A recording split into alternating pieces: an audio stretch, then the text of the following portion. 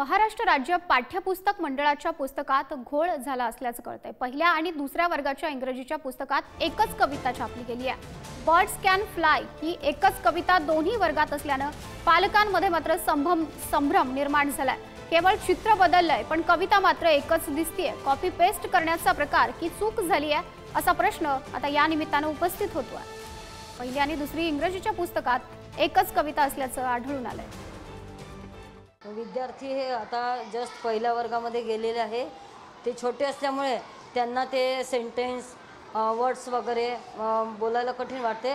त्यांचा हा आता एक जमतेम सराव सुरू आहे। ABCD पासून म्हणजे छोटी अल्फाबेट मोठी अल्फाबेट हा एक बेस तयार करण्याची सुरुवात झालेली आहे। त्याच्यामुळे त्यांना एवढे कठीण शब्द वगैरे जमणार नाही बा असं मला वाटतं। तर कॉपी पेस्ट करण्याचा हा प्रयत्न की चूक झाली असा सवाल या निमित्तानं उपस्थित होतो। त्यामुळे पालकांमध्ये सुद्धा आता संभ्रम निर्माण झालेला आहे।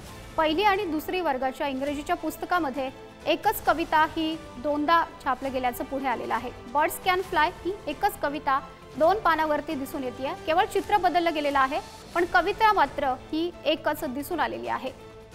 त्यामुळे पालकांमध्ये सुद्धा या निमित्तानं संभ्रम निर्माण झालाय। पहिलीचं पुस्तक पाहूयात।